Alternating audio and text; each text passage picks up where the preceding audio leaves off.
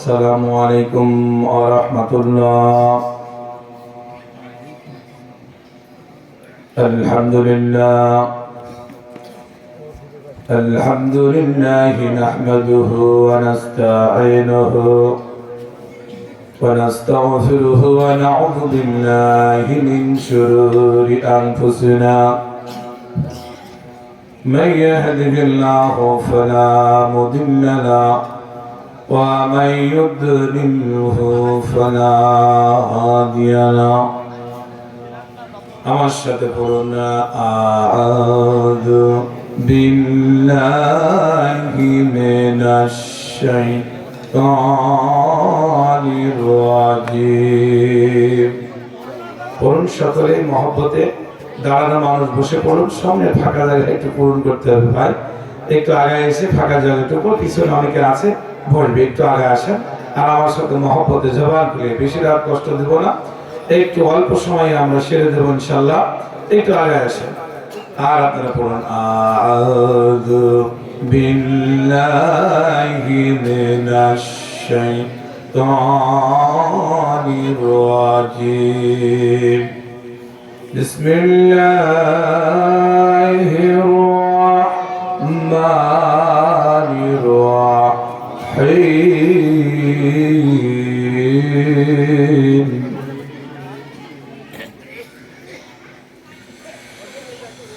ومن أظلم ممن افترى على الله الكذب وهو يدعى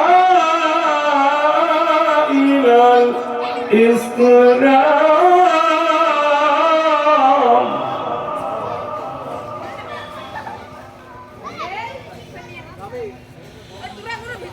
ومن أظلم ممن افترى على الله الكذب وهو يدعى إلى الإسلام.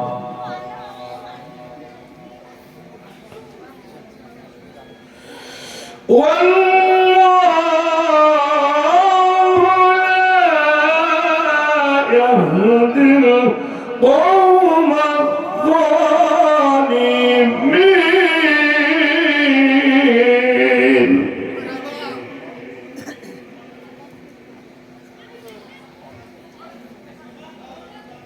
والله لا يهدي القوم الظالمين.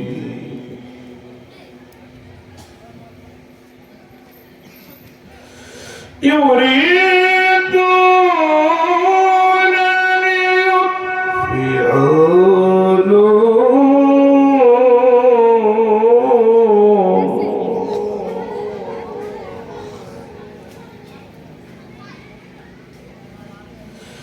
نور الله بأفواههم والله متم نوره ولو كره الكافرون.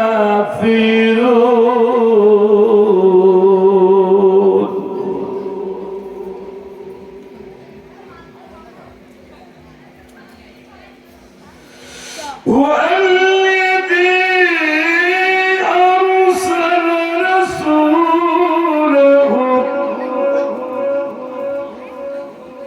بالهدى ودين الحق ليظهره على الدين كله ولو كره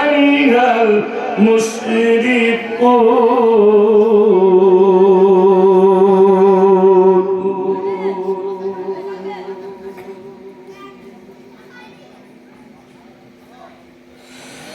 ومن أظلم ممن افترى على الله الكذب وهو يدعى إلى الإسلام.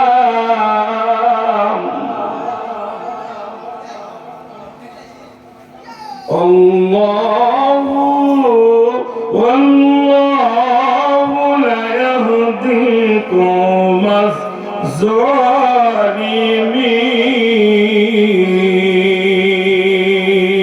الظالمين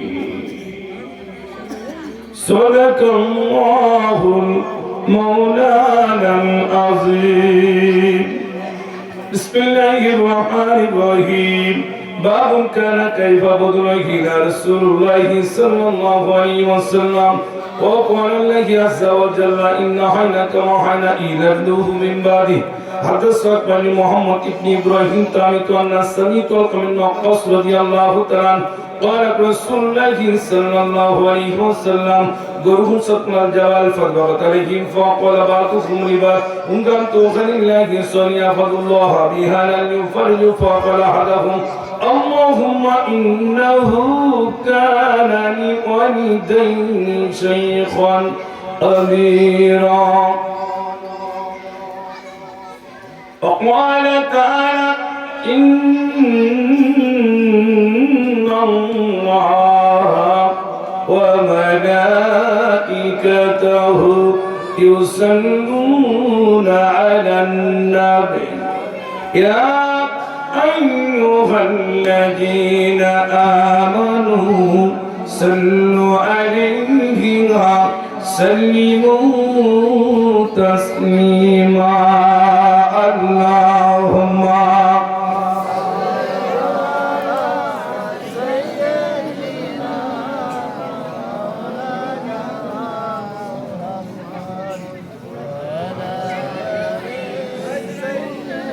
سيدنا مولانا محمد اللهم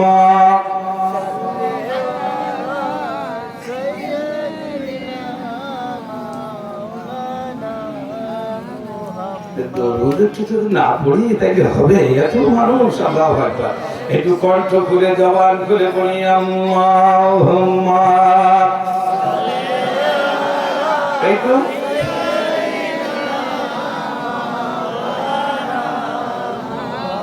وعلى آل سيدنا আমার মরণ আসিবে কখন কেউ তো জানে না ঠিক না কে কখন মারা যাব কেউ জানে না এই জন্য কবিতার কবির ভাষায় বলছেন আমার মরণ আসিবে কখন কেউ তো জানে না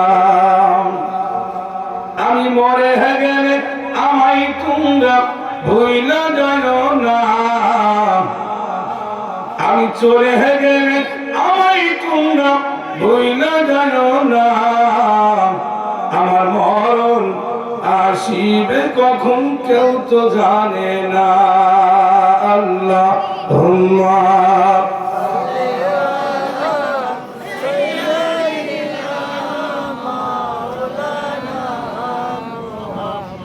وعلى آل سيدنا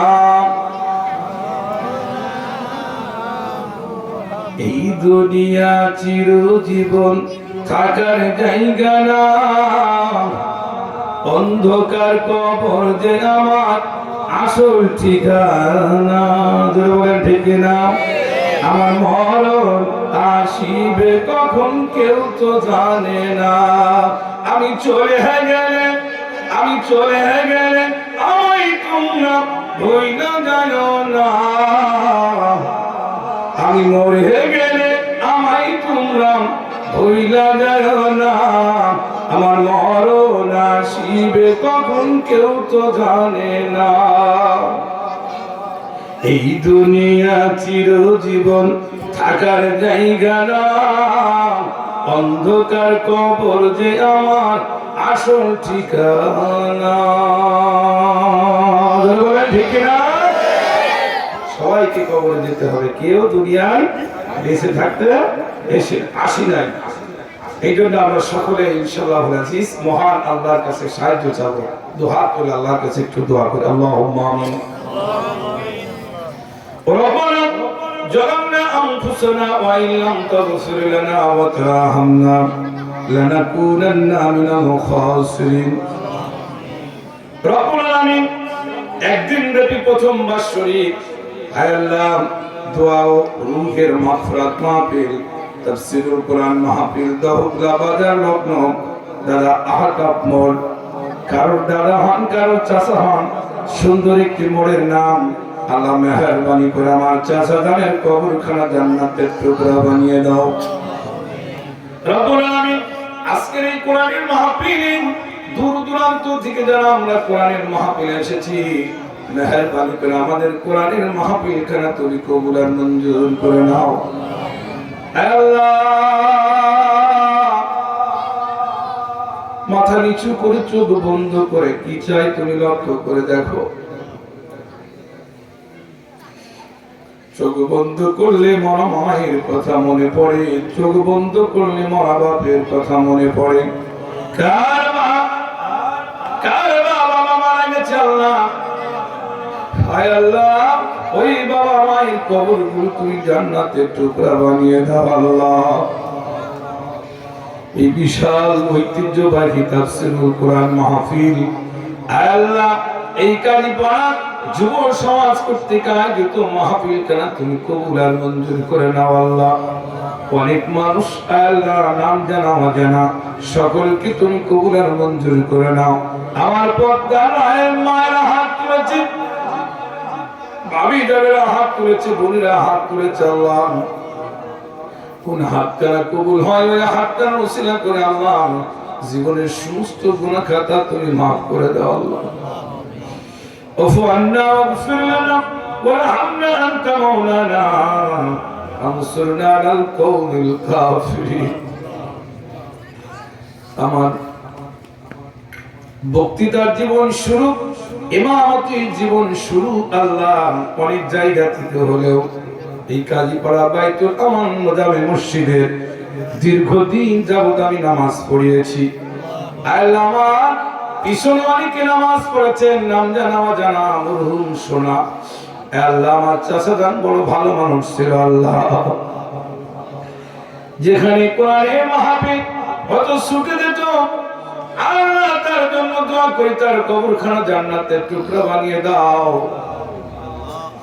মসজিদের সংলগ্নে আল্লাহ মরহুম শহীদুল ইসলাম শহীদ আল্লাহ তুমি তার কবরখানা জান্নাতের টুকরা বানিয়ে দাও আফওয়ান্না ওয়াগফির লানা ওয়ারহামনা আনতা মাওলানা ফানসুরনা আলাল কওমিল কাফিরিন অনেকের নাম জানি নাম ধরে আখিরা মোনাজাত হবে দোয়া করি আল্লাহ আজকের এই কোরআনের মাহফিলে আমরা হাত তুলেছি আমার উস্তাদ জনাব মরহুম আব্দুল শুকুর আয় আল্লাহ এই অঞ্চলে কোন আলেম ওলামা ছিল না আয় আল্লাহ দাদা শুকুর চির বিদায় হয়ে গেছে তার কবরখানা জান্নাতের মেহমান খানা সুবহান রাব্বিকা রাব্বিল ইজ্জাতি আম্মা ইয়াসিফুন ওয়াসসালামু আলাল মুরসালিন আলহামদুলিল্লাহি রাব্বিল আলামিন কালিমাতু ওয়ালা ইলাহা ইল্লাল্লাহ মুহাম্মাদুর রাসূলুল্লাহ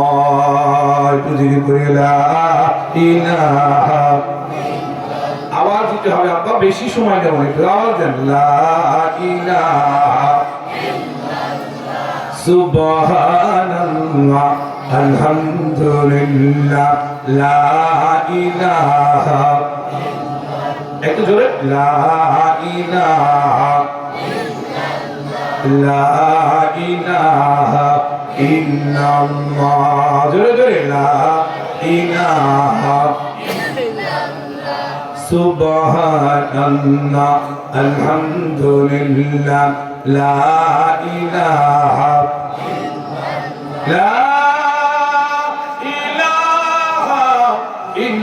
ইল্লাল্লাহ মুহাম্মাদুর রাসূলুল্লাহ বলুন লা ইলাহা ইল্লাল্লাহ মুহাম্মাদুর রাসূলুল্লাহ সাল্লাল্লাহু মুআজ্জাজ মুহতারাম একদিন ব্যাপী ঐতিহ্যবাহী তাফসীরুল কোরআন মাহফিলের সম্মানিত সভাপতি, আমার ডান পাশে বসা আমার ভাইজান জনাব মোহাম্মদ মিজানুর রহমান মেম্বার সাবেক, আল্লাহ সুবহানাহু ওয়া তাআলা ছোট ভাই নেক হায়াত দারাজ করে বলেন আমিন। ওনার আব্বা আমার চাচাজান বেঁচে আছেন, বড় অসুস্থ রয়েছেন, আল্লাহ সুবহানাহু ওয়া তাআলা তার নেক হায়াত দারাজ করুক, হাঁটতে পারে চলতে পারে, এই তো সন্তানাদির সম্মুখে আছেন।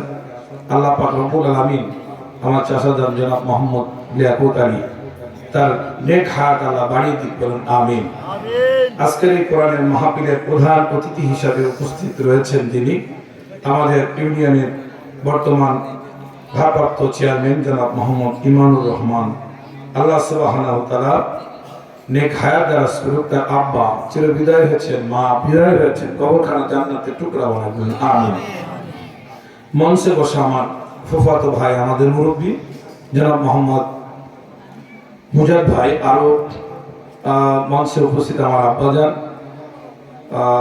আরো উপস্থিত রয়েছেন আমার মানে এখন তোই আপনজন, আমার গুরু, শিক্ষা গুরু, ইসলামিক চিন্তাবিদ জনাব মোহাম্মদ মনিরুজ্জামান খান আজম ভাই, সামনে বসা আমার প্রাণপ্রিয় আপনজন, এখানে অনেকের নাম আমি জানি, নাম জানা অজানা মানুষদের সকলের প্রতি এবং পর্দাত মা বোনদের প্রতি সালাম। আরেকটি বার জবাব দেবেন, আসসালামু আলাইকুম ওয়া রাহমাতুল্লাহ।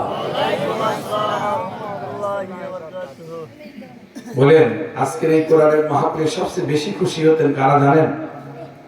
আল্লাহু আকবার। আমার এই মসজিদ বাজার মসজিদের একদম সৃষ্টি লগ্নের থেকে কণ্ঠ ছেড়ে আজান দিতেন আমার নানার আব্বা, অর্থাৎ আসের আলী মন্টু সাহেবের বাবা মরহুম মকসেদ মন্ডল।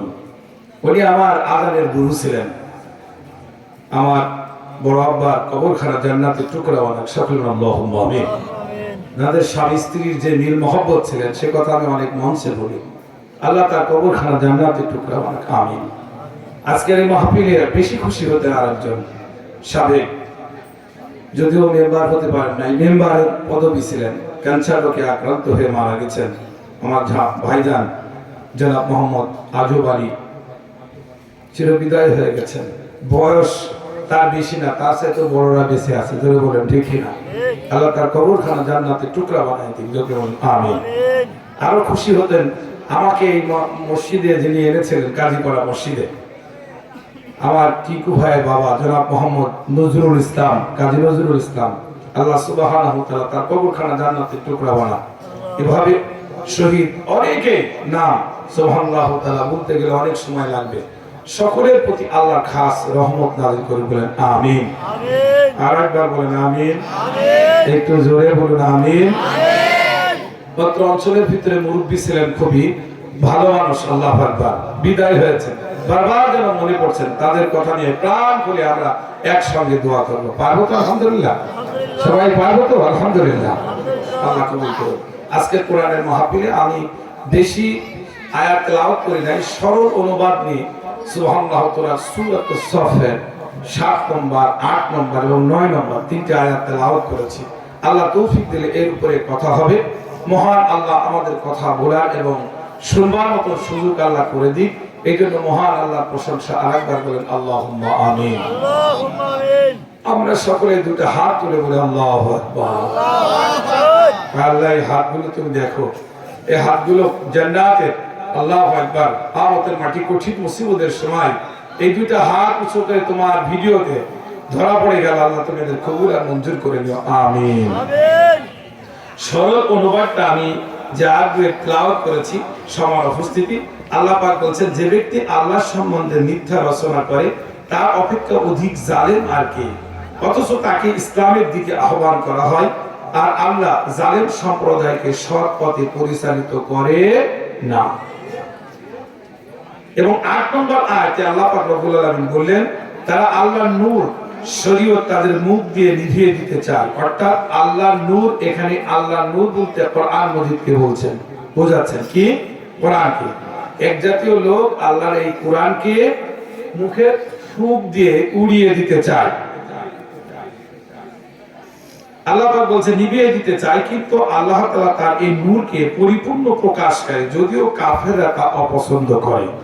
এই কিতাব পবিত্র কোরআন এটা কাফেররা অপছন্দ করে, জোরে বলেন ঠিক কিনা?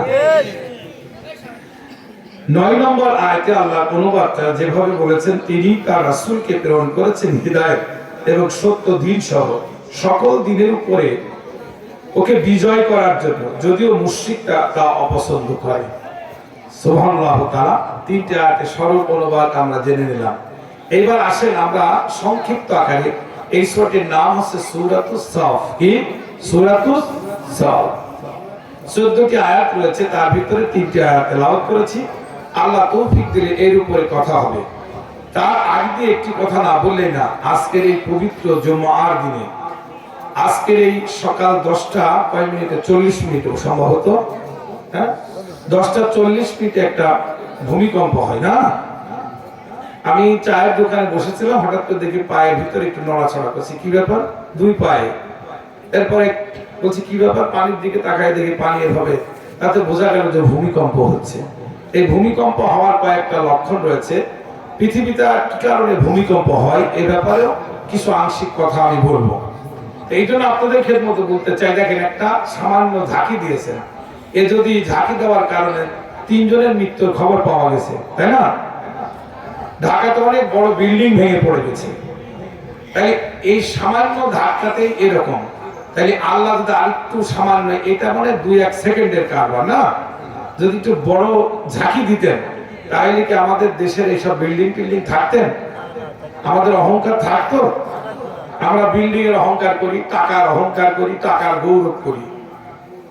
টাকা বিল্ডিং এর গৌরব করে কোনো লাভ নেই। আমরা এলেমের গৌরব করি, অনেকেই এলেমের গৌরব করবেন, এলেমে হিংসা করা যাবে যে ওই হুজুর এত বড় হুজুর হয়েছে, উচ্চারিত বড় হুজুর বানাবো আমার সাওয়ালকে, তাই বলে কথা বন্ধ করা যাবে না, তার সাথে সালাম কালাম দিতে হবে। এটার নাম একটা মানে ভালোবাসা প্রতিযোগিতার হিংসা। সুবহানাল্লাহ বলেন, সুবহানাল্লাহ। এইটা করা যাবে না। কিন্তু আমাদের সমাজের ভিতরে শুধু হিংসা আর হিংসা, জোরে বলেন ঠিক কিনা? তো এই হিংসাগুলো আমাদের দূর করতে হলে আমাদের কি কি করণীয়, পবিত্র কালামে সে কথাই বললেন। আমার সাথে পড়ুন, আউযু বিল্লাহি মিনাশ শাইতানির রাজীম। আউযু বিল্লাহি মিনাশ শাইতানির রাজীম অর্থ বিতাড়িত শয়তানের হাত থেকে আল্লাহর কাছে পানা চাচ্ছি। কার কাছে?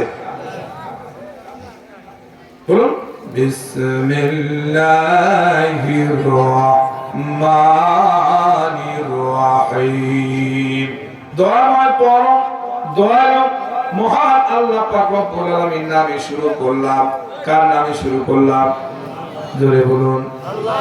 আর একটু জোরে, জোরে হলো না, আরেকবার আল্লাহর নামে শুরু করলাম। বলুন, বিসমিল্লাহির রহমানির রহিম। ওয়া মান আযলামু মিম্মান ইফতারা আলাল্লাহিল কাযিবা ওয়া হুয়া ইউদআ ইলাল ইসলাম। তার চাইতে বড় জালেম কে? তার চাইতে বড় ধোঁকাবাজি আর কে? যে ব্যক্তি কি করে? মিম্মা আল্লাহ বলছেন, আযলামু মিম্মান ইফতারা আলাল্লাহিল কাযিবা ওয়া হুয়া ইউদআ ইলাল ইসলাম। তার চাইতে বড় জালেম কে? ওমান আর আযলাম অধিক জালেম মিম্মান ওই ব্যক্তি থেকে আল্লাহ আকবার ইফতারা আরোপ করে আল্লাহ আল্লাহর উপরে আল কাযিবা মিথ্যা ওয়া হুয়া অথচ তাকে ইউদআ আহ্বান করা হয় ইনাল ইসলাম। বলছে অধিক জালেম ওই ব্যক্তি, ওর চাইতে বড় জালেম কে? যে আল্লাহ সম্পর্কে মিথ্যা প্রতিপন্ন করে, মিথ্যা ধারণা করে, খারাপ রচনা করে। আল্লাহ সম্পর্কে কেউ যদি মিথ্যা ধারণা করে, খারাপ আচার আচরণ করে, আল্লাহ পাক বললেন এর চাইতে বড় জালেম আর পৃথিবীতে কেউ নাই। জোরে বলেন ঠিক কিনা? এখানে যারা আমরা উপস্থিত রয়েছি, আব্বা যারা বন্ধু বলেন, তাহলে আমরা জালেম হতে চাই না। আমরা এই কোরআনকে বিশ্বাস করি মনে প্রাণে। আপনারা সবাই বিশ্বাস করেন তো? আলহামদুলিল্লাহ। হুজুর বিশ্বাস না করলে কি মাহফিলে আসতাম? জিহাদের হুজুরের জন্য আমরা মাহফিলে আসি নাই, আমরা এসেছি কোরআনের জন্য। আল্লাহ পাক বললেন এই কোরআনের ইজ্জত সম্মান আমি আল্লাহ পাক বাড়িয়ে দিয়েছি। এই কোরআন নিয়ে যারা মিথ্যা প্রতিপন্ন করবে সেই ব্যক্তি জালেমদের অন্তর্ভুক্ত হবে। জোরে জোরে বলেন ঠিক কিনা? তাইলে দেখেন এই কোরআনের এত দাম, এই কোরআনের এত দাম। কোরআনের উপরে যদি কোন কাপড় দেওয়া হয়, ওই কাপড় যদি 1-2 সপ্তাহ থাকার পরে কাপড়টা যদি পড়ে যায়, দেখবেন ওই কাপড়ে আর পা লাগায় না পৃথিবীর কোন মানুষ। কারণ তো কাপড় ওটা একটা মানে আপনার জামার অথবা শরীরের যে কোনো জায়গায় যেসব কাপড় চোপড় ব্যবহার করা হতো সেটাকে আর পায়ে লাগানো হয় না। কারণ কি? কার উপরে ছিল? কার সঙ্গে ছিল? কমপ্লিট কুড অফ লাইফ, দি হোলি কোরআন। এই হোলি কোরআনের উপরে থাকার কারণে, এই কমপ্লিট কুড জীবন বিধানের উপরে থাকার কারণে ওর সম্মান ইজ্জত বাড়িয়ে দিয়েছেন কে? আল্লাহ। যারা বলেন কে? আল্লাহ। আমি তো জিহাদি হুজুর বললাম না, কোনো যুদ্ধে অংশগ্রহণ করি নাই। আমার নাম জিহাদি, আমি জোরে কথা বলি তাই জিহাদি। আমি কারো কোনো টাকা আত্মসাৎ করি নাই, আমি কারো বিরুদ্ধে কোনো কিছু সমালোচনায় আমি বিভোর হই নাই। আমার নাম জিহাদি। আমি কঠোর পরিশ্রমের মাধ্যমে, আমার বাবা আলেম না, আমার মা আলেম না, আমার মাতৃকুল আলেম ওলামা, আল্লাহ পাক আপনাদের দোয়ায় আমাকে আলেম বানিয়েছেন। আমি তাও আলেম হতে পারি নাই। গোটা বাংলাদেশে আপনাদের দোয়ায় আমি ওয়াজ মাহফিল করে থাকি, কোরআনের কথা বলে থাকি। আমার কথা তারা শোনে, এটা আমার ক্রেডিট না, এটা আপনাদের ক্রেডিট, আপনাদের গৌরব। জোরে বলেন সুবহানাল্লাহ। এই জন্য আপনাদের দোয়ায় আমি, এই জন্য আপনাদের খেদমতে বলছি, যতটুকু আমি কথা বলবো। আমি তো ঘন্টাকে ঘন্টা সারা জায়গায় ওয়াজ করি, কিন্তু আমার এলাকাতে আমাকে প্রধান মেহমান বানিয়েছে। নিজের কাছেও লজ্জা লাগে যে এত বড় বক্তা আমাকে বানানো ঠিক না, বাইরের থেকে আনতে হবে মেহমান। তাহলে তারপরও যে 1000 লোক আল্লাহ সুবহান, আমি খুশি হয়ে গেছি। আমার ভাই বসে আছেন, ছোট ভাই। আপনার এই কোরআনের মাহফিলের সভাপতি যে সে হতে পারে না, পারে? ওই জায়গা থেকে ফয়সালা না হওয়া পর্যন্ত সভাপতি হতে পারে না। আমাকে বললো যে সভাপতি অমুকে বানাতে হবে, অমুকে বানাতে হবে। সবার কাছে প্রস্তাব দেয়, প্রস্তাব দেয়, প্রস্তাব দেয়। দেখেন ঘুরতে ঘুরতে এসে এক জায়গায় পড়ে গেল। আসলে ওই জায়গায় লেখা ছিল সেই পৃথিবী সৃষ্টির প্রথমেই। ধরে বলেন ঠিক কিনা? এই জন্য কোরআনের মাহফিলের প্যান্ডেলেও অনেকে বসতে পারে না। যাকে আল্লাহ পাক কবুল করেন তিনি বসতে পারেন। ধরে বলেন ঠিক কিনা? ভাই আমি এদিকে সেদিকে বলবো না। আল্লাহ সুবহানাহু ওয়া তাআলা এই আয়াতের উপরে আমি কথা বলতেছি। আয়াতের এক পাশে এদিকে যাব না, ওদিকে যাব না। তাই আল্লাহ বললেন যারা ওই ব্যক্তি বেশি জালেম, অধিক জালেম আর কেউ হতে পারে, যে কি করবে? আল্লাহর কোরআনকে আল্লাহ ভাইবা মিথ্যা প্রতিপন্ন করবে, আল্লাহ সম্পর্কে মিথ্যা প্রতিপন্ন করবে, তার চাইতে জালেম, অধিক জালেম আর পৃথিবী থেকে। জোরে বলেন ঠিক না?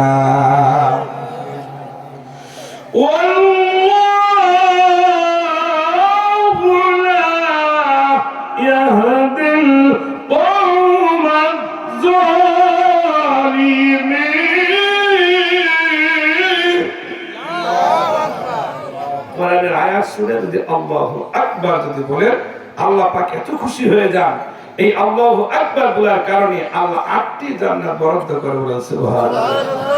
আরেকবার সুবহানাল্লাহ। একটু জোরে সুবহানাল্লাহ।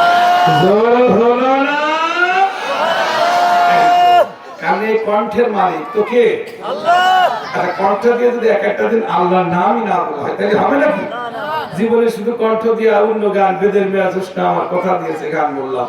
আবার এখন তো কি গান দেখেন, আমরা তো প্রতিদিন স্কুলে যাই, ওই মাঠের ভিতর সকালে অনেকে ধান কাটে, গান গায়। কেউ কণ্ঠ দিয়ে গান গায়। তাহলে এই কণ্ঠ দিয়ে ভালো কিছু করতে হবে, যেগুলো হচ্ছে আল্লাহর পবিত্র নাম। সুবহানাল্লাহ আলহামদুলিল্লাহ বলে খুশি হন কে? আল্লাহ।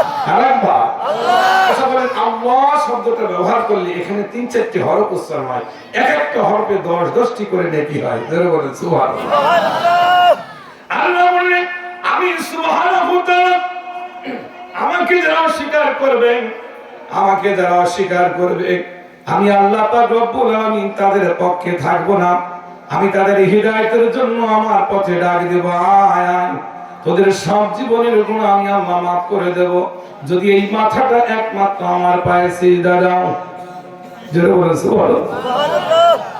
যদি সিজদা দাও, আমি জালেমের নাম থেকে কেটে আমি মুমিনের নামে লিখে দেব, আমি মুমিনের দপ্তরে লিখে দেব। যদি তুমি আল্লাহ বিরোধী কাজের স্তর থেকে বিরতি হয়ে আসো, আল্লাহ বিরোধী কাজের সঙ্গে তুমি না থেকে দ্বীনের কাজে আসো, মুখের জবানগুলো একটু ঠিক করো, ভালোবাসা দাও, সন্তানাদিদের সাথে ভালো ব্যবহার করো, রাস্তাঘাটে মানুষের সাথে সালাম প্রদান করো, উত্তম ব্যবহার করো।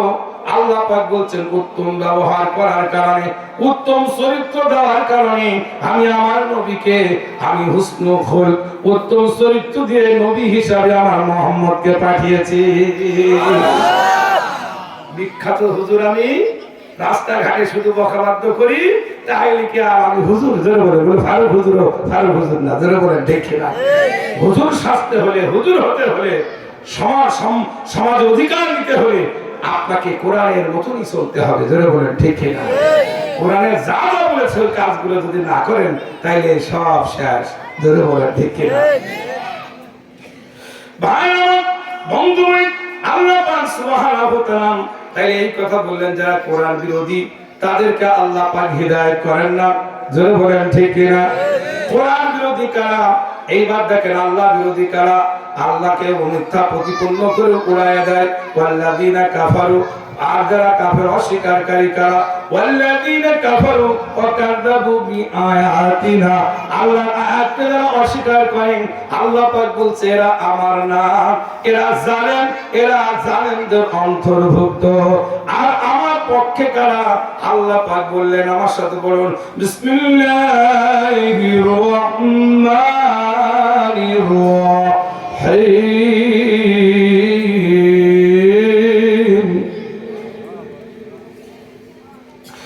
قل إن الصلاة ونسكي ومحياي ومماتي لله رب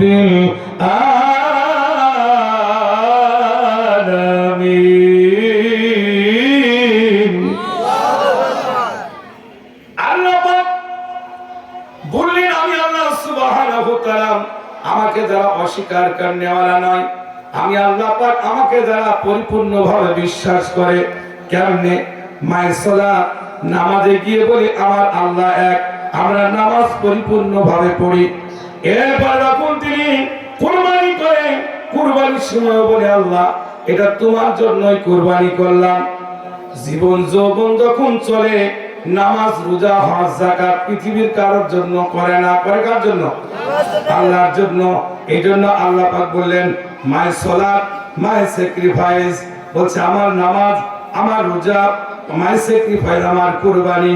ও মাহইয়া ওয়া মামাতি লিল্লাহি রাব্বিল আলামিন, এটা কারোর জন্য না, পৃথিবীর একমাত্র আল্লাহর জন্য যদি হয়, আল্লাহ বলছেন বান্দা আমার হয়ে যাবা। জোরে বলেন সুবহানাল্লাহ, আরেকবার বলেন আল্লাহু আকবার। তাহলে বান্দা কখন আমার আল্লাহ পাক রব্বুল আলামিন কোরআন মাজিদের ভিতরে বললেন, ও দুনিয়ার মানুষ শুনে নাও, আমি আল্লাহ পাক আমার হয়ে যাও, আমার হলে তোমরা জালেমদের অন্তর্ভুক্ত করব না। জালেমদের থেকে তোমরা ফিরে যদি আমার পথে আসো, তাহলে তোমাদের 5টি কাজ করা লাগবে। কয়টি? আর একবার জোরে বলুন না, জোরে বলুন। 5টি কাজের ভিতরে 1 নম্বর কাজ, আল্লাহ পাক রব্বুল আলামিন কোরআন মাজিদের ভিতরে বললেন এক নম্বর কাজ তোমাকে করতে হবে সেটা কি আল্লাহু আকবার একটা ব্যবসা তোমাকে করতে হবে ওই ব্যবসা আমার আল্লাহ পাক কোরআন মাজিদের ভিতরে সুন্দর করে জানিয়ে দিলেন ওই ব্যবসা সেই ব্যবসাটি কি আল্লাহ বললেন তুমিনুনা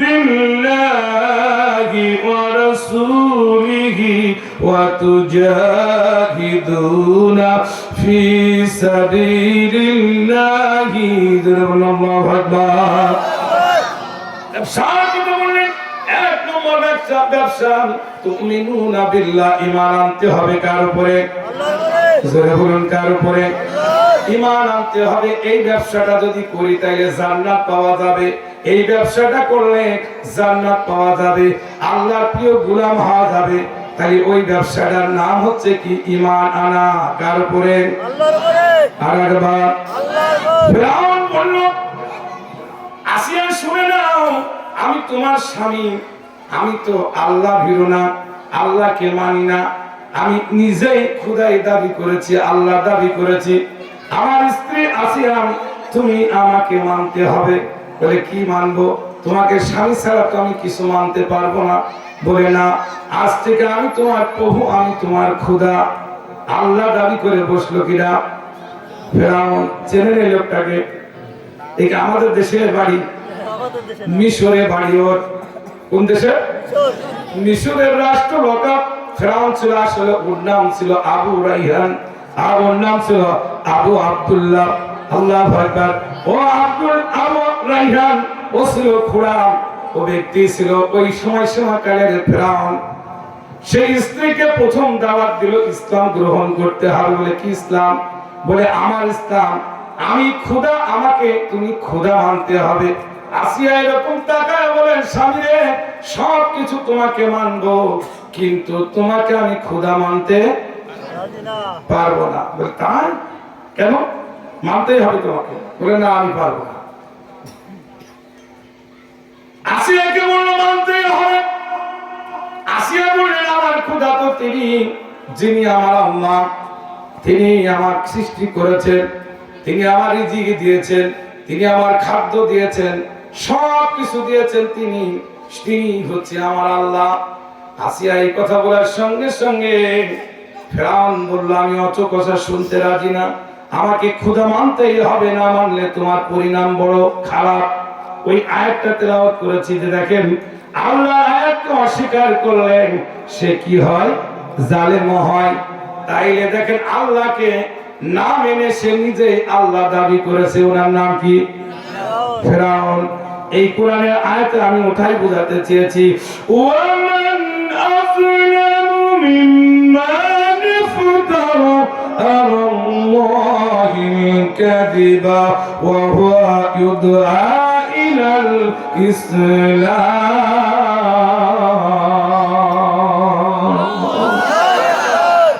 আল্লাহ পাক রব্বুল আলামিন এই কথাই বললেন যে বান্দা অস্বীকার করে আমাকে করে নিজেই আল্লাহ সেজেছেন খোদা সেজেছেন আসিয়া লোকজনকে ডেকে বললেন না আমি স্বামী ছাড়া অন্য কিছু মানতে রাজি না আসিয়ার স্বামী ফেরাউন বলল যাও যাও এলাকার থেকে লোকজন ডাকো সবাইকে নিয়ে যে খোদা মানবে না তার বিচার হবে কেমন একটু দেখো রাজ দরবার এনে উত্তপ্ত বিশাল কড়াই তেলের কড়াই ওর ভিতরে তেল গরম করতে লাগলো আর বলল আসিয়া তুমি যদি আমাকে খোদা না মানো তাহলে এই জায়গায় তোমাকে ফেলাইয়া দেব তেলের ভিতরে তোমাকে ডুবাবো আসিয়া বলছে তেল কেন জীবন কেন যৌবন কেন সব কিছু দিতে রাজি আছি তারপরও তোমাকে খোদা মানতে রাজি না খোদা তিনি যিনি আমার আল্লাহ আমার চোখ দিয়েছেন নাক দিয়েছেন কান দিয়েছেন তিনি আমার আল্লাহ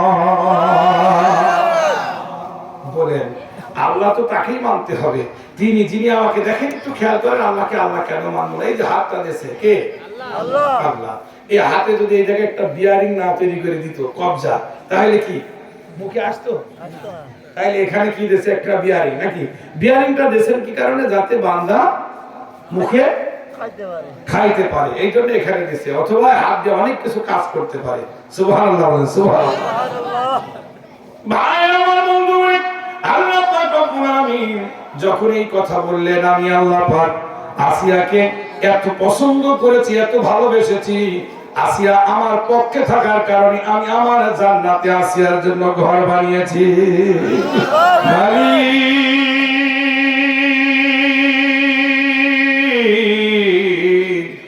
ও মালিক, তুমি তোমার জান্নাতে একটি তোমার পাশে ঘর বানিয়ে দিও।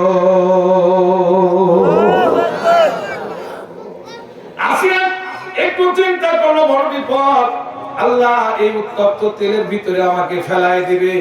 আমি আমার স্বামীকে আল্লাহ মানতে রাজি না, কারণ এই পৃথিবীর তরুলতা গাছপালা সবকিছুর মালিক কে? আল্লাহ। তুমি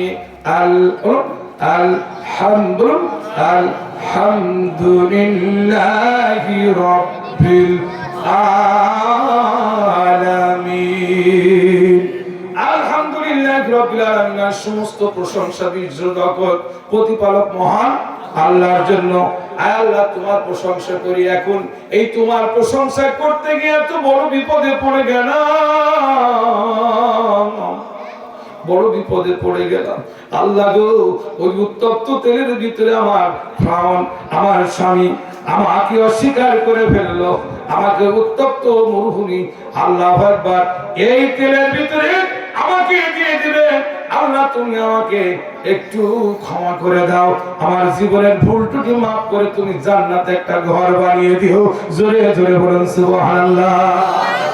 আচ্ছা বলেন, এখানে কেউ কি জান্নাতে ঘর চান না দুনিয়ার ঘর? দুনিয়ায় আমরা জান্নাতে ঘর চাই। জোরে বলেন সুবহানাল্লাহ। আচ্ছা, জান্নাতে ঘর চান কে কে? হাত তুলে দেখেন তো। সুবহানাল্লাহ, সবাই চায়। আল্লাহ কবুল করুন। জান্নাতে ঘর চাই। তাহলে জান্নাতে ঘর চাই যদি যে পাওয়া এত সহজ না, একটু কষ্ট করা লাগে, লাগে কিনা? ফজরের বেলায় উঠা, ওই যে একজন উস্তাদ, আমার উস্তাদ প্রায় বুখারী শরীফ পড়াতেন, উনি প্রায় বলতেন যে সকালবেলা যখন উঠে ওযু করতাম, তখন তোমার ভাই ওই ঘরের ভিতরে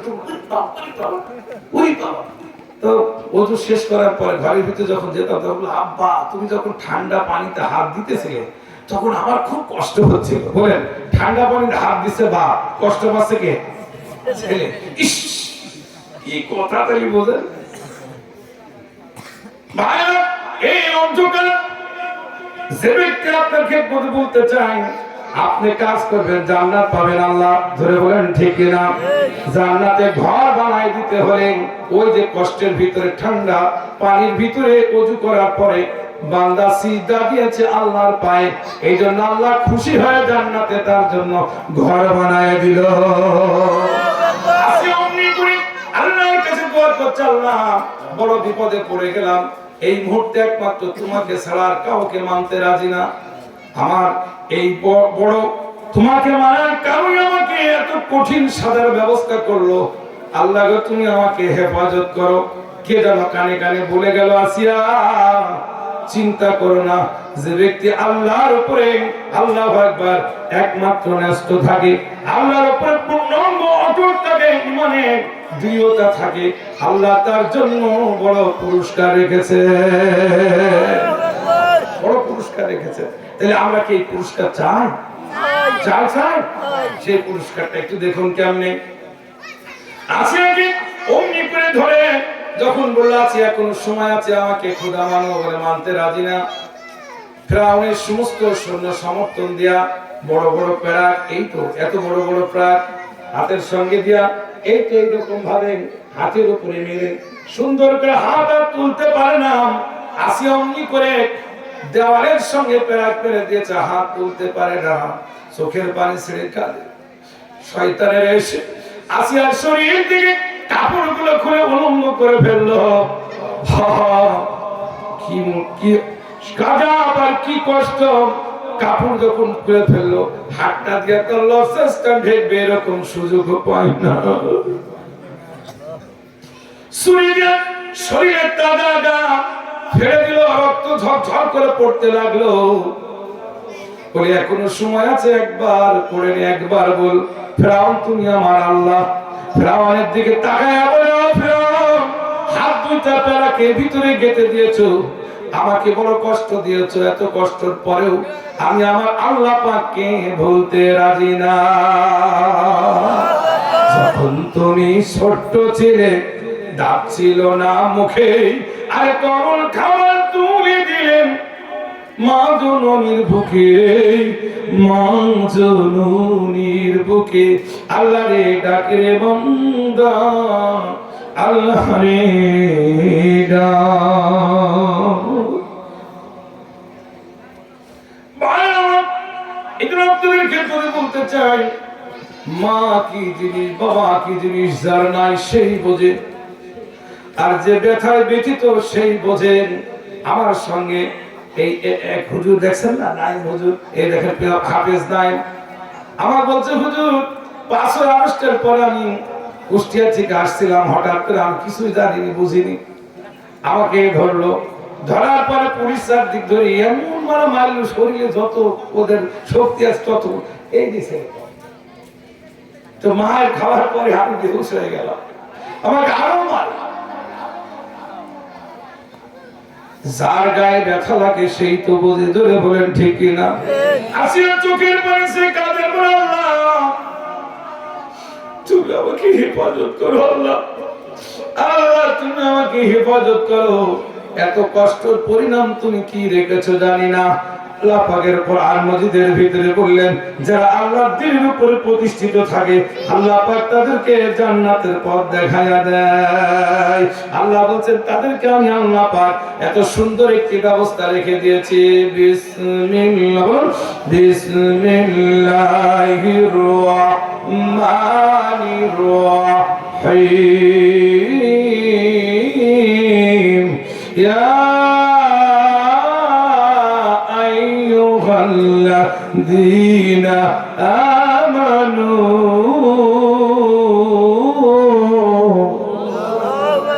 আল্লাহু আকবার বলবেন, জান্নাতে ঘর বানায় দেবে কে? আল্লাহ। এই আল্লাহু আকবার বলবেন তো বলবেন, ইয়া আইয়ুহাল্লাযীনা আমানু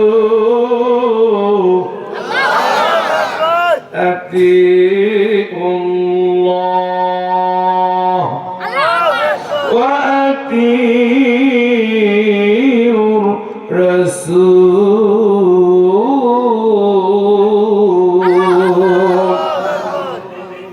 ওয়া লা তুবতিলু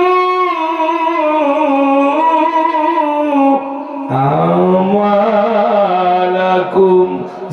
আল্লাহু আকবার। আল্লাহ বলেন, হে ইমানদারগণ, হে ইমানদারগণ, আতিউল্লাহ, তোমরা আল্লাহর অনুসরণ করো, আল্লাহর ইত্তেবা করো। আসিয়া বললেন, আল্লাহ তোমাকে আমি মানি, তোমার ইত্তেবা করি, আল্লাহ তুমি আমাকে হেফাজত করো, তোমার জান্নাতে তোমার পাশে আমার একটা ঘর বানায়া দিও।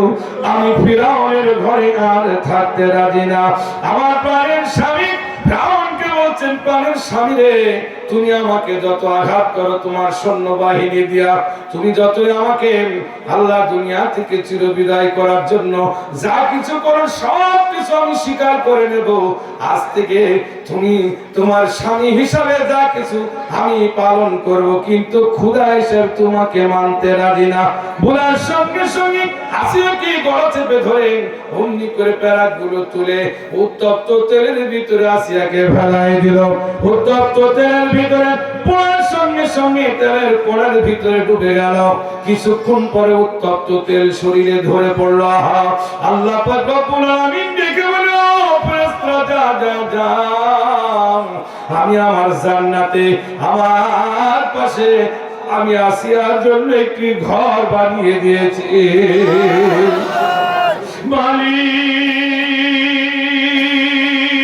মালিক, ও মালিক, তুমি তোমার জান্নাতে তোমার পাশে একটি ঘর বানিয়ে দিও। আমার প্রিয় ভাই, আসিয়া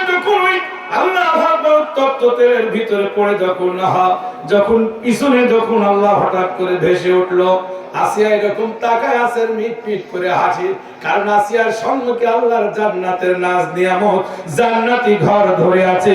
এদিকে উত্তপ্ত তেলে তার শরীর পড়ে গেলেও ওই জান্নাতের কারণে বান্দার মুখে হাসি ফুটে আছে।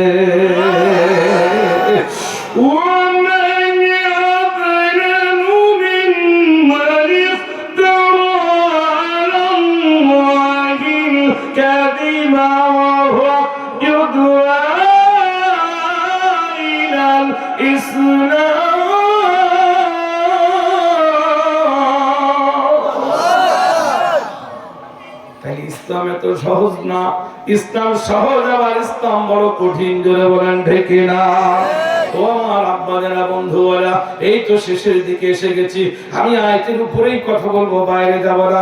মান আদরাকা ওয়া কালামাল্লাহু সাল্লাল্লাহু আলাইহি ওয়াসাল্লাম ওয়া ক্বালা রাসূলুল্লাহি সাল্লাল্লাহু আলাইহি ওয়াসাল্লাম গুরহুসাত জাবাল ফাতওয়াকাত আলাইহিম ফাওয়ালা বাতুহুম লিবাদ হুম গামতু হাল্লাহি সানিয়া ফাল্লাহ বিহা লাতু ফারজু ফাওয়ালা আলাহুম আল্লাহুম্মা ইন্নাহু কানা লিওয়ালিদাইহি শাইখান কাবীরা। হাত তুলে একবার বলেন আল্লাহু আকবার, হাত তুলে বলেন আল্লাহু আকবার, লা ইলাহা তাকবীর, আল্লাহু আকবার। এই তো আমি শেষের দিকে এসে গেছি। হাদিসটা আমি বলেছি, কোরআনের আয়াতের 3টা আয়াতের প্রায় একটা আয়াতের অনুবাদ শেষ হয়ে যাচ্ছে, ব্যাখ্যামূলক অনুবাদ। হাদিসটি তেলাওয়াত করলাম 3 জন ব্যক্তি। কয়জন? 3 জন ব্যক্তি। আল্লাহ আকবার। রাস্তা দিয়ে যাচ্ছিল, হঠাৎ করে যেতে যেতে এত মুষলধারে বৃষ্টি শুরু হয়ে গেল, এত বৃষ্টি শুরু হয়ে গেল। এই বৃষ্টিতে কোথায় উঠি, আরে ধুধু মরুভূমি, বালুকণা আর বালুকণা আর বালুকণা, কোথায় উঠি। হঠাৎ করে দেখে বাপ বিশাল মরুভূমির পাশেই বিশাল একটি পাহাড়ের গর্তের ভিতরে একটু জায়গা রয়েছে। 3 জন ওই গর্তের ভিতরে জায়গা নিল, বসলো। সেখানে যাওয়ার পর হাতে থাকা রুমাল গুলো দিয়ে শরীরটা মুছতে লাগলো। হঠাৎ করে আল্লাহু আকবার, ওই পাহাড় থেকে একটি একখণ্ড পাথর গড়ে আসতে ওই গুহার মুখে আটকে গেল। 3 জন আর বাহির হতে পারলো না। এত বৃষ্টি হচ্ছিল, মুষলধারে গরহুমকাত জাবাল ফাতওয়াকাত আলাইহিম ফাওয়ালা বাদুহুম লিবাদ উনগাতু হালিল্লাহি সানিয়া ফাতুল্লাহ বিহা লাল্লু ফারজু ফাওয়ালা হাদাহুম আল্লাহুম্মা ইন্নাহু কানা লিওয়ালিদাইনি শাইখান কাবীরা। আরাজন জরহলানা এরপরে কি করলেন না? সুবহানাল্লাহু তাআলা। এই 3 জন ওই গুহার ভিতরে আটকে গেল, শরীরটা মোছা হয়ে গেল, কিন্তু বৃষ্টিতে আটকে দেওয়ার পরে একটু বাঁচাবাস, কিন্তু একখণ্ড পাথর এসে মুখের সঙ্গে এমন গেঁথে গেল। 3 জন চেষ্টা করছে একটু পাথরটা সরানোর জন্য। এই গুহার ভিতরে থেকে 3 জন খুব চেষ্টা করছে পাথরটা মুখ থেকে সরানোর জন্য, সরলেই বেরোতে পারে। 3 জনের ভিতরে একজনের নাম ছিল আব্দুল্লাহ ইবনে বারিলাহি। হাদিসে স্পষ্ট এদের নাম নাই, টিকাতে রয়েছে। একজনের নাম আব্দুল্লাহ ইবনে বারিলাহি, ইনার বয়স ছিল আল্লাহু আকবার 25 বছর। আব্দুস সুবহান, ইনার বয়স ছিল আল্লাহু আকবার 55 বছর। আব্দুল্লাহ ইবনে বারিলাহি, ইনার বয়স ছিল 55 বছর। এই 3 জনের 3 রকম বয়স ছিল। একটা 25 বছরের ভরা যুবক, আর একটি ছিল 40 বছর, আর একটা 55 বছর। 3 জন গুহার ভিতরে আটকে দেওয়ার পরে মনে মনে চিন্তা করছে, বড় বিপদে পড়ে গেলাম, এখন কি করি গো? এই গুহার ভিতরে যদি আমাদের থাকতে হবে, খাবার আছে 3 জনের কাছে হয়তো 7 দিনের খাবার, কিন্তু গুহার ভিতরে শত শত দিন থাকতে হবে। এখানে পাথর যতক্ষণ না সরাবো আমরা তো আর পারবো না। কি করি মনের দুঃখে বড় বিপদ। একজন আরেকজনকে বলছে উনজুরাম তো হালিল্লাহি সানিয়া, উপায় নাই, এখানে থাকতে হবে, দেখ কারণ নেকির কোন ভালো কাজ আছে কিনা। আমার মহরণ আসিবে কখন কেউ তো জানে না। আমি মরে গেলে আমায় তোমরা হইলা যাও না, আমি চলে গেলে আমায় তোমরা হইলা যাও না। আমার মহরণ আসিবে কখন কেউ তো জানে না, এই দুনিয়া চিরজীবন থাকার জায়গা না, অন্ধকার কবর যে আমার আসল ঠিকানা। জোরে বলেন ঠিক না? আল্লাহ বড় বিপদে পড়ে গেলাম, এখন এইটাই আমাদের কবর হবে। যতবার চেষ্টা করছে গুহার মুখ থেকে ওই পাথরটা 1 ইঞ্চিও সরাতে পারলো না। চিন্তা করছে কি করি, আমরা তো আল্লাহর পক্ষের লোক, আমরা আল্লাহ ভীরু লোক, আমরা আল্লাহর দ্বীনের পক্ষে আমরা আনুগত্য করি। আইয়ুহাল্লাযীনা আমানু আতিউল্লাহ ওয়া আতিউর রাসূল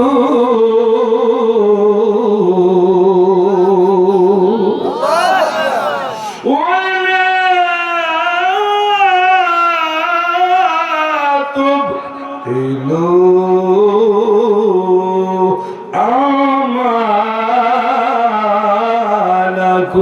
সূরাতুল মুহাম্মাদের 33 নম্বর আয়াত খুলে দেখবেন আল্লাহ পাক এই আয়াতে বললেন যে তোমরা আল্লাহর আনুগত্য করো, রাসূলের আনুগত্য করো, আর তোমাদের আমল নষ্ট করো না।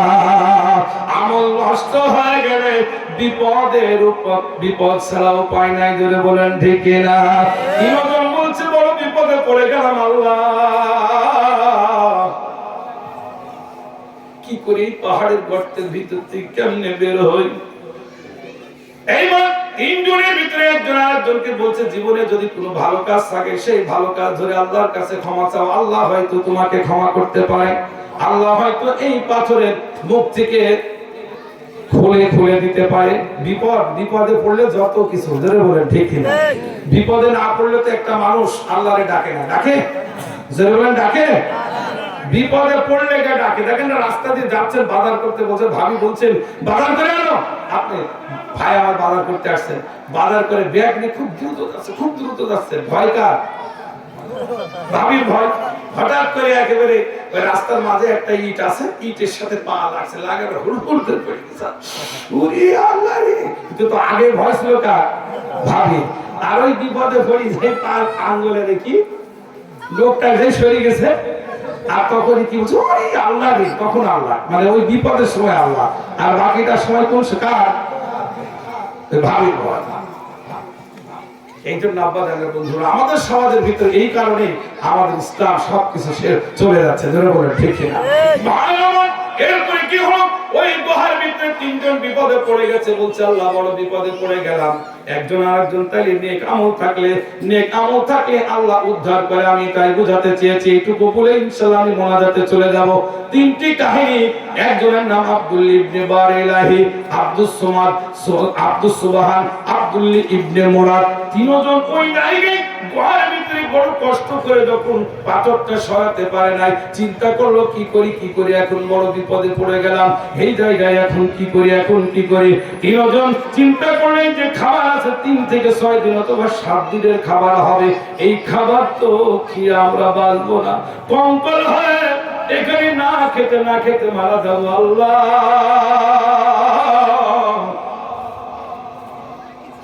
আমাকে তুমি হেফাজত করো আল্লাহ। তিনজন এইভাবে দোয়া করতে আল্লাহর কুদরত যেমন একজন আরেকজনকে বলছে দেখ নাকি কোনো আমল আছে কিনা। একজন আরেকজনকে বলছেন আমার জীবনে এমন আমলের কথা মনে পড়ে না। আব্দুল ইবনে বারিলাহি 55 বছরের এই ছেলেটি আল্লাহর কাছে দোয়া করছে, আল্লাহ আমার একটি মনে পড়েছে ভালো কাজ। কি ভালো কাজ? হাদিসের ভিতরে এইটাই উল্লেখ রয়েছে, আল্লাহ আমার জীবনে একটি ভালো কাজের কথা মনে পড়েছে, সেই কাজটি ধরে যদি আমি দোয়া করি হয়তো আল্লাহ আজকে পাহাড়ের 3 ভাগের 1 ভাগ পাথর গুহার সম্মুখ থেকে আল্লাহ সরাই দিতে পারে কিনা? আল্লাহ ইচ্ছা করলে পারে কিনা? ধরে বলুন। বিপদে পড়লে আল্লাহর কাছে গভীর রাতে সাহায্য চাইলে আল্লাহ ফিরাই দিতে পারে কিনা? দেখেন অমনি করে আল্লাহর কাছে সাহায্য চাইলো আল্লাহ।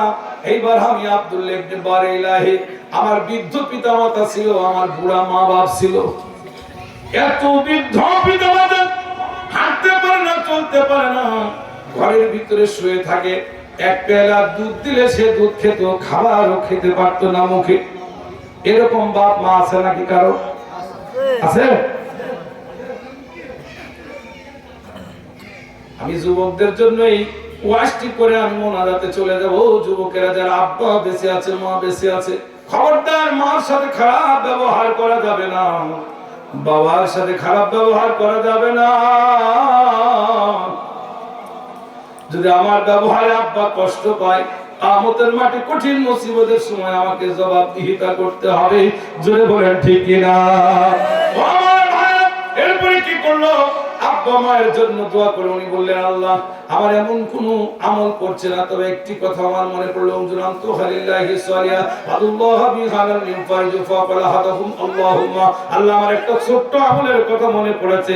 সেই আমলটা হচ্ছে, আমার কিছু ছাগল ছিল, আরবি ভাষায় গেনাম, গেনাম মানে ছাগল। কিছু ছাগল ছিল, আমি এই ছাগলগুলো চড়াতে যেতাম, চড়াইয়া বাড়িতে এনে দুধ দহন করে আমি সর্বপ্রথম কারোরে না খাওয়াইয়া আমার মা আর বাপকে আমি দুধ খাওয়াতাম। এখন কি তাই খাওয়াই গো? মা কোথায়, বাপ কোথায়, ঠিক ঠিকানাই নাই। জোরে বলেন ঠিক কিনা? বাবার চেহারা থেকে বুঝতে হবে, মার চেহারা থেকে বুঝতে হবে যে মা কি চায়। জোরে বলেন ঠিক কিনা? মা চাওয়ার আগে, বাবা চাওয়ার আগে আমাকে সেটা দিতে হবে। যদি দিতে পারি তাহলে আমি হচ্ছে উত্তম ছেলে। জোরে বলেন ঠিক কিনা? এরপর আপনাদেরকে বলতে চাই, ওই যে তিনজনের ভিতরে একজন বলছে, আল্লাহ তোমার কাছে বড় প্রার্থনা, আল্লাহ গো আমার কিছু ছাগল ছিল, আমি ছাগলগুলো চড়াতাম, ছাগলগুলো চড়াইয়া আমি যখন বাড়িতে আসতাম দুধ দহন করে আমি ওই দুধ আমার সন্তানাদিকে না খাওয়াইয়া সর্বপ্রথম আমার বুড়া আমার বৃদ্ধ পিতা মাতারে খাওয়াতাম। মা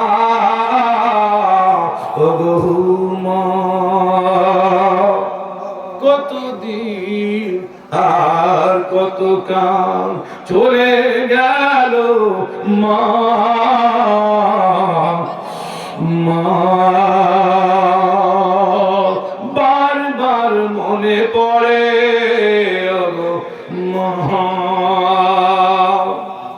আমার ভাই মনিরুজ্জামান আজম খান, আমার ভাইয়ের মা আমাদেরকে কত খাওয়াইছে মনে পড়ে। আমার মা বেঁচে আছে এই জন্য আমরা ঠিকটা বুঝি না, যারা মা মারা গেছে সেই তো মায়ের ব্যথা বোঝে। জোরে বলেন ঠিক কিনা? আমি মেহেরপুর ওয়াজ করতে গেলাম, মেহেরপুর ওয়াজ করতে গিয়ে একটা পাশে চুপ করে বসে রইলাম, ওয়াজ শুরু করে দিলাম। ওয়াজ করতে করতে মাঝে হঠাৎ করে একজন 500 টাকা দিয়া বলছেন, হুজুর আমার মার জন্য দোয়া করবেন। ছেলেটার দিকে তাকায় বললাম, নাম কি? বলে আব্দুর রহমান। বললাম, রহমান তুমি ব্যাপার কি? বলছে, হুজুর আমার মা এই কয়েকদিন হয়ে গেল আমার মা মারা গেছে।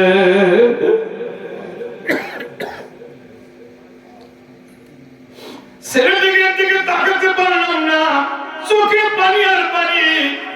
আমি বললাম, তোমার আব্বা কি বেঁচে আছে? বলছে, হুজুর আমার আব্বা বেঁচে নাই, ছোট্ট কাল বাপ মা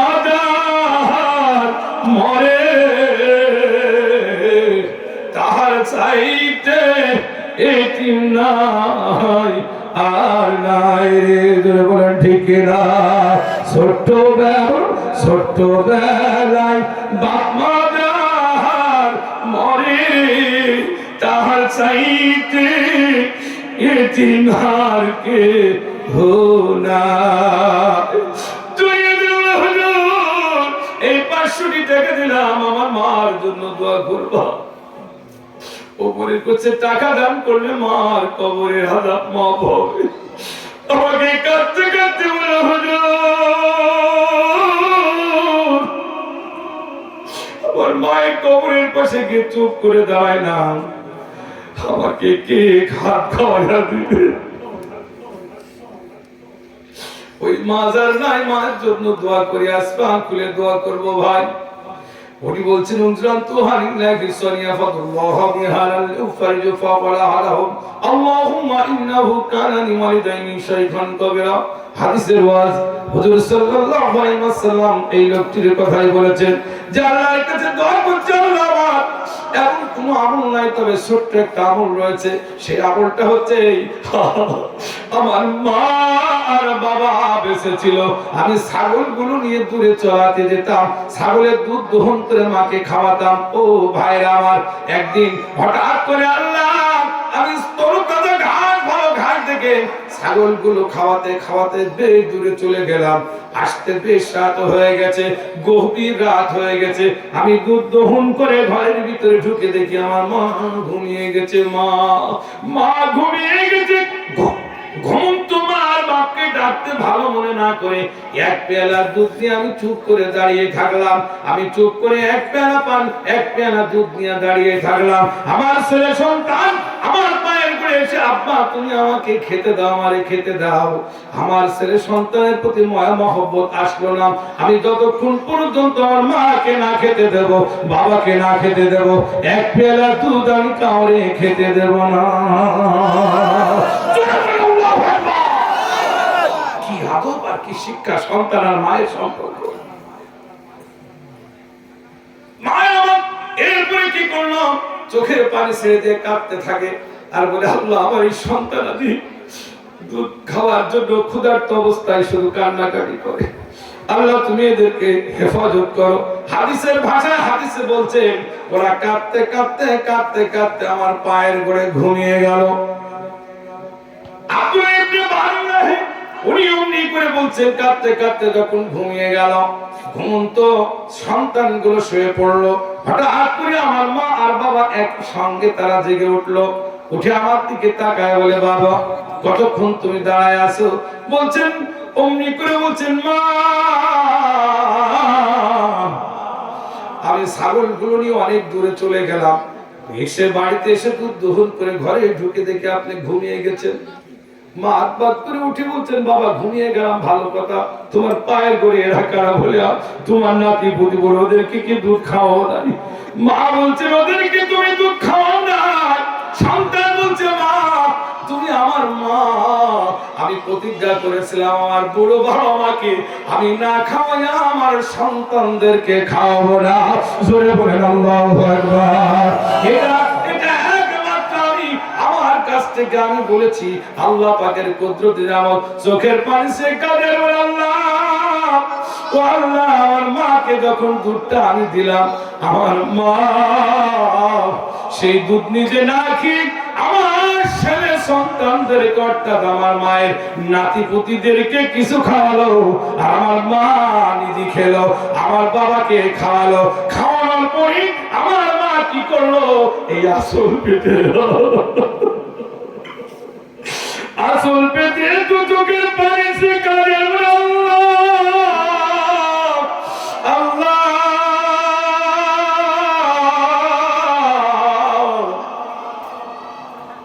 আমার সন্তান এক পেয়ালা দুধ খাওয়াই দিয়ে আমাদের যে সব যত্ন করেছে, যে ভালোবেসেছে, এই কারণে আমি ওর মা বড় খুশি হয়ে গেছি।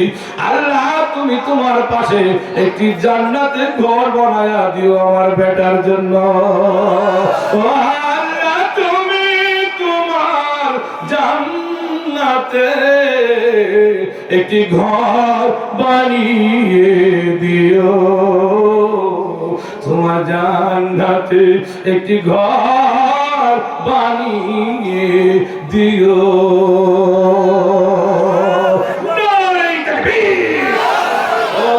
যারা আছো তোমরা মা বাপকে ভালোবাসবা। কে কে বাসবা হাত তুলে দেখাও আমার যুবক ভাইরা। আল্লাহু আকবার। মা বাপকে ভালোবাসবা। মা বাপ ছাড়া আমাদের কেউ নাই। মার দোয়ায় আলেম হওয়া যায়, মার দোয়ায় আলেম হওয়া যায়, মার দোয়ায় চাকরি বাকরিতে বড় অফিসার হওয়া যায়, মা বাবার দোয়াতে আল্লাহ বড় কিছু করে দেন। আল্লাহু আকবার। একটু জিকির করেন লা ইলাহা লা ইলাহা বলুন লা ইলাহা লা ইলাহা লা ইলাহা ইল্লাল্লাহ। জোরে লা ইলাহা।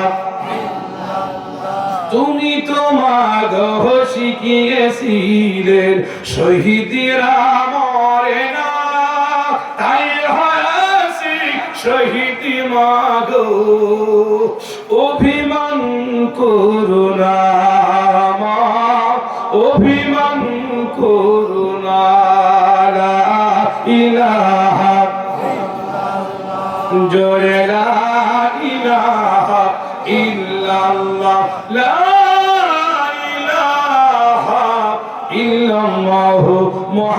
মুহাম্মাদুর রাসূলুল্লাহ সাল্লাল্লাহু আলাইহি ওয়াসাল্লাম গুহার ভিতরে কয়জন আটকায় ছিল? জোরে মুরব্বিরা বললে হবে না, পিছন থেকে একটু হাত তুলে বলেন কয়জন? তাইলে বোঝা গেল, ওয়াজ বোঝা গেছে। তিনজনের ভিতরে এই একজন নাম ছিল আব্দুল্লাহ ইবনে বারে ইলাহি, এর বয়স ছিল 55 বছর। এই ব্যক্তি আল্লাহর কাছে দোয়া করলো, আল্লাহ আমার মা আমার জন্য দোয়া করেছিল, এই এক পেয়ালা দুধ আমার মা আর বাপকে খাওয়ানোর কারণে তুমি খুশি যদি হয়ে থাকো আল্লাহ, এই গুহা 3 ভাগের 1 ভাগ পাথর তুমি সরায় দাও। গরম সত্তরকাল জাওয়াল ফাতওয়া কাতারিহিম ফাওয়ালা বাদুহুম লিবাদ উমরাম তুহালিল্লাহি সানিয়া ফাদুল্লাহ বিহা লুফারিদু ফাওয়ালা আহাদাহুম আল্লাহুম্মা ইন্নাহু কানা লিওয়ালিদাইনি শাইখান কবীরা। আল্লাহ তুমি 3 ভাগের 1 ভাগ খুলে দাও, আর আমার আমল আমি নষ্ট করি নাই। ওয়ালা তুব তিলু